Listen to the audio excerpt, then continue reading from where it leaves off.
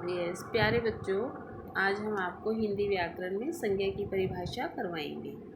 संज्ञा क्या है? इसे तो आप बचपन से इसे पढ़ते आ रहे हैं। किसी वस्तु का नाम, किसी व्यक्ति का नाम, किसी स्थान के नाम को संज्ञा कहते हैं।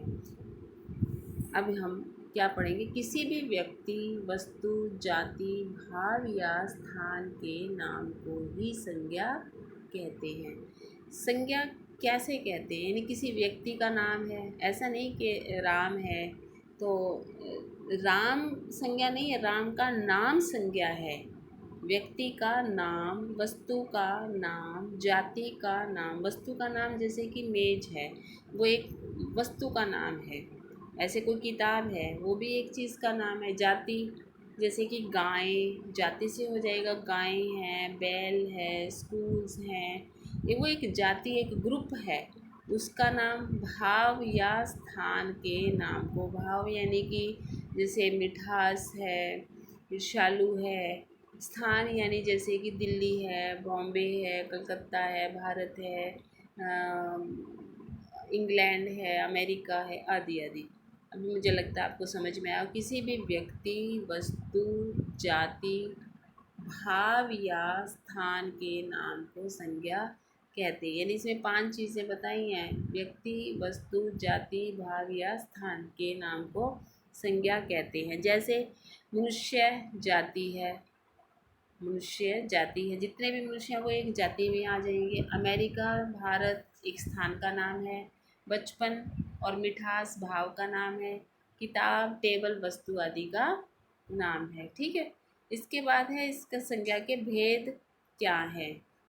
संज्ञा के कितने भेद हैं? संज्ञा के 5 भेद होते हैं। उनके नाम क्या क्या हैं? व्यक्तिवाचक संज्ञा, भाववाचक संज्ञा, जातिवाचक संज्ञा, द्रव्यवाचक संज्ञा और समूहवाचक या समुदायवाचक संज्ञा।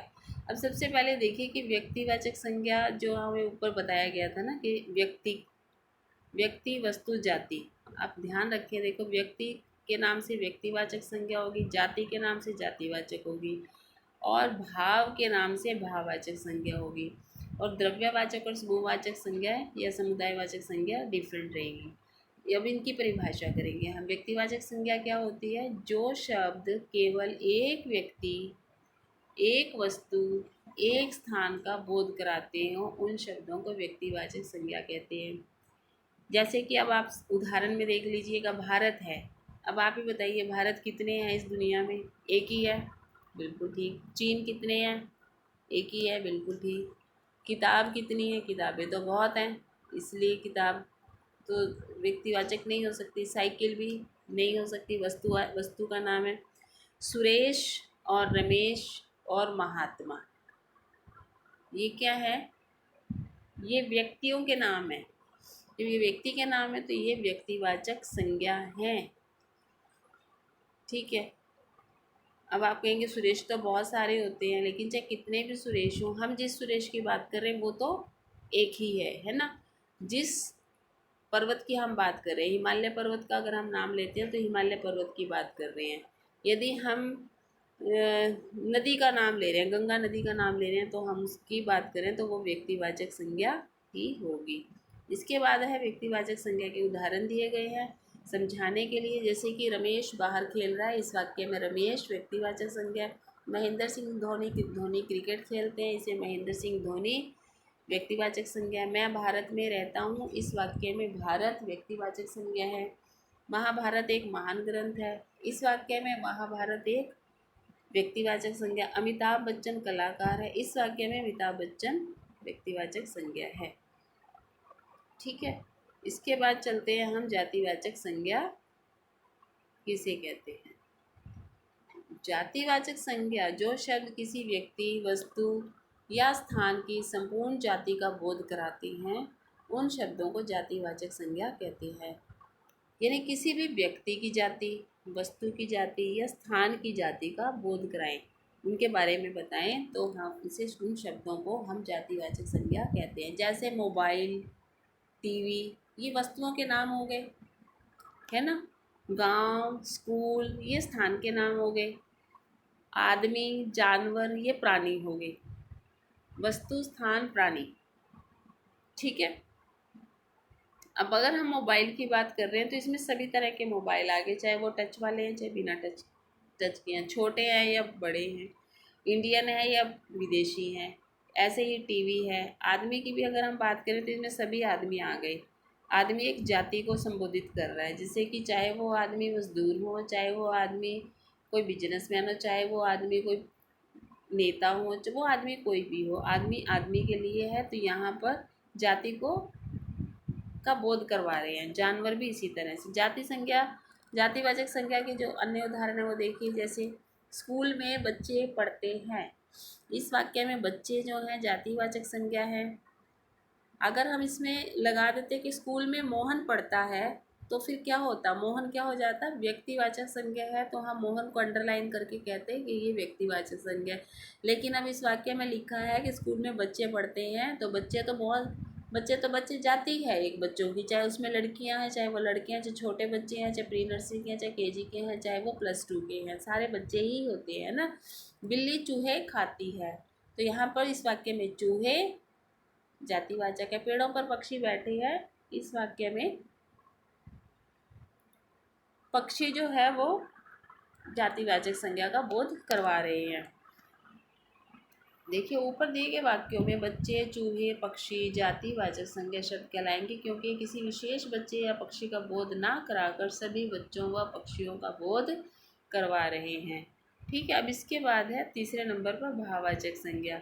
जो शब्द किसी चीज़ या पदार्थ की अवस्था, दशा या भाव का बोध कराते हैं उन शब्दों को भाववाचक संज्ञा कहते हैं। क्या है इसमें, जो शब्द किसी चीज़, पदार्थ की अवस्था, चीज़ को नहीं, चीज़ या पदार्थ की अवस्था या दशा या भाव का बोध कराते हैं उन शब्दों को भाववाचक संज्ञा कहते हैं। जैसे बचपन, बुढ़ापा, मोटापा और मिठास आदि। ठीक है, भाववाचक संज्ञा के उदाहरण क्या क्या हैं। अब देखिए इसके उदाहरण थोड़े से अलग रहते हैं। ज़्यादा दौड़ने से मुझे थकान हो जाती है। थकान, इस वाक्य में थकान जो है वो भाववाचक है, यानी कि भाव बताया गया है कि थक जाता है। लगातार परिश्रम करने से सफलता मिलेगी, इस वाक्य में सफलता भाववाचक संज्ञा है। ठीक है, इसके बाद चलिए देखिए, इसमें ऊपर दिए गए वाक्यों में थकान से थकने का भाव व सफलता से सफल होने का भाव व्यक्त हो रहा है, इसलिए ये भाववाचक संज्ञा है। इसके बाद आ जाइएगा द्रव्यवाचक संज्ञा। अब द्रव्यवाचक, ऐसे तो द्रव्य हम पानी को और बहने वाली चीज़ों को द्रव्य कह देते हैं, है ना। द्रव पदार्थ होते हैं वो, द्रव पदार्थ ये द्रव्य हैं। जो शब्द किसी धातु या द्रव्य का बोध कराते हैं उन्हें द्रव्यवाचक संज्ञा कहते हैं। जिन शब्दों से हमें किसी धातु या पदार्थ, द्रव्य का बोध हो उसे द्रव्यवाचक संज्ञा कहते हैं। जैसे कोयला, पानी, तेल, घी आदि। अब आप कहेंगे इसमें तो सारी अलग अलग चीज़ें, कोयला अलग है, पानी अलग है, तेल अलग है, घी अलग है, लेकिन एक चीज़ का ध्यान रखिए, सारी चीज़ें कुछ ना कुछ बनाने के काम आती हैं। कोयला, कोयला जलाने के काम आता है, लेकिन कोयले से कुछ और चीज़ भी बनती है, जैसे आपको पता है हीरा भी इसी से बनता है। पानी, पानी से बहुत सारी चीज़ें बनती हैं, कि चाय भी बनती है इससे, है ना। तेल से बहुत बनता है, घी से बहुत कुछ बनता है। ये द्रव्यवाचक संज्ञा के उदाहरण है।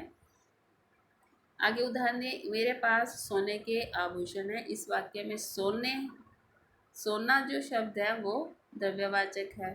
1 किलो तेल लेकर आओ, तेल द्रव्यवाचक है। मुझे दाल पसंद है, ये भी द्रव्यवाचक है। अब आप कहेंगे दाल, दाल तो चीज़ का नाम है, चीज़ का नाम तो है, लेकिन दाल से सामान बनता है, दाल से हम भोजन बनाते हैं, है ना।